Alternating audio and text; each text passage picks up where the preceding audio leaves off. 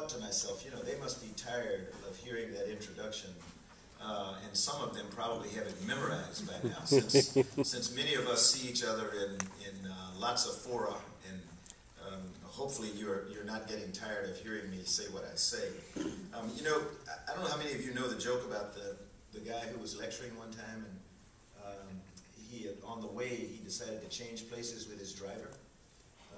You know, and the driver said, "Shucks, anybody can give that speech." And so he said, "Okay, you think so? Why don't you just do it?" And the driver gave the gentleman's speech, and it was some technical presentation. Went to the Q&A, and the first question came up, and he didn't have a clue. He said, "You know, that's such a simple question. Even my driver can answer that question." My driver could deliver this talk today, but since I couldn't talk Israel into coming in, I am embarrassed to say, and Rebecca down there, who is with me today, Rebecca Powell is my shadow today from Wallop. She's in the NASA First program, and we got about halfway here, and I went, "Oh my goodness, I forgot my glasses." And so Israel, the driver, said, "You can wear mine." I said, I don't know about that, and I tried them on, and they're just like my wife's glasses. I can wear hers, she can't wear mine, and everything. So my driver is here giving this speech today. Again, let me thank you for allowing me to participate. My deputy, Lori Garber, who I think all of you know, really wanted to be here, and through, bad fortune and good fortune, through good fortune, she was supposed to be in Japan this week. And so I agreed to take her place. So that's why you have me and not her. And she sends her apologies at not being able to be here. I think all of you know, because of the tragedy in Japan, we're not traveling there right now. But I'm here, so hopefully you'll let me live through this. You know, it's amazing and gratifying to see so many people with passionate interest in the International Space Station. ISS is the centerpiece for our human exploration and our human spaceflight endeavors in the coming decade. I like to say it's our anchor for the future of human exploration. The station's extension to at least 2020 will allow it to reach its full potential as an unprecedented orbital laboratory. Most of you know that this engineering marvel almost didn't make it to orbit, hanging on by only one crucial House vote so many years ago. But now, we've had humans living aboard the ISS for more than 10 years, 24/7. Through turmoil and natural disaster on Earth, the station has continued its 16 orbits per day, traveling about the distance to the moon and back each day. A beacon of international cooperation and of what we can achieve when we set our sights on grand challenges. With ISS as our premier laboratory for microgravity research and technology demonstrations, over the next 10 years, we'll continue to collaborate with other nations to live and work together in space and perform cutting-edge research and technology demonstrations that are critical to our eventual exploration into deep space with humans. The ISS is the most realistic analog we have to test life support and other technologies, ensuring they function in space, and most importantly, that they are reliable. A journey to Mars will require robust systems, ensuring that crews stay healthy and safe. The station is the start of our journey outward. I've said before, our ultimate goal is Mars, but we have a lot of work to do before we can get there with humans. After all, with today's technology, it would probably take about 8 to 12 times the mass of the International Space Station to send humans on one round-trip mission to the Martian surface. So, for starters, we'll need lighter weight material, more efficient in-space propulsion systems, and we'll need to learn to live off the land so that we can pack less for this grand journey. Putting a human mission on the surface of the red planet has been compared to precisely landing one two-story house on a small island in the Pacific, right next to another that was autonomously landed in advance. This will require a host of technologies beyond the systems we use today to land our robotic explorers. We do have the benefit today of extensive maps and information about the Martian surface.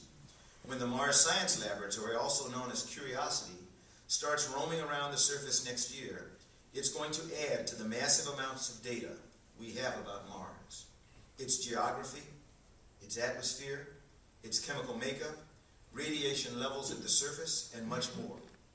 We also hope to field a sample return mission from Mars with international partners before we ever send humans there. All of that is to say, there's going to be a lot going on at our ultimate solar destination in the coming years. But let me get back to our starting point. The ISS is going to give us a lot of good information that we will use to expand our human exploration efforts. Foremost among that information is a deeper understanding of human health in space. Among many things, we have a lot to learn about radiation and bone loss, high reliability life support, and how human beings react to being in a closed environment in space for months, even years at a time. The nonprofit organization we're creating to enhance our use of the U.S. side of the station as a national laboratory will help us reach more potential users and strategize about our own work on station. We're going to get industry, academia, and other government agencies more involved. Their expertise, enthusiasm, innovation, and entrepreneurship will greatly advance our national goals. Through the science, research, and technology demonstrations conducted on the National Lab, we will build foundational knowledge, advance economic competitiveness, and prepare for the grand journeys ahead. Just yesterday, we received our first decadal survey on biological and physical sciences in space, entitled Recapturing a Future for Space Exploration, Life and Physical Sciences Research for a New Era.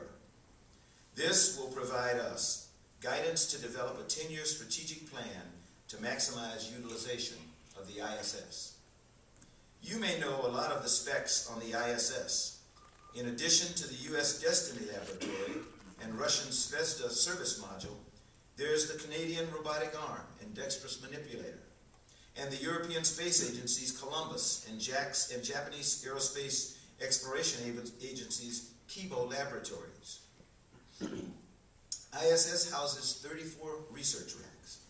These include super-cold refrigerators, human research facilities that enable researchers to study and evaluate the physiological, behavioral, and chemical changes induced by long-duration spaceflight, special racks for working with liquids and hazardous materials, a growth chamber for growing plants or microorganisms or even small arthropods. ISS also has 22 external locations for experiments. The Japanese plan to have fish in space. The Russians have a greenhouse. Yeah, you get the idea. There's an incredible diversity of research going on 250 miles above us with incredible potential. Any mission to Mars is likely to be a global effort, and the partnerships and friendships we have developed in the construction and operation of the ISS have forged a path for us that we could not have foreseen at the station's inception. The ISS is a blend of goals among the participating space agencies, and it is a truly beautiful in that regard alone. As we approach the massive undertaking of a Mars mission, I look forward to the many contributions that others, partners from internationals, industry, and academia, will bring to the table.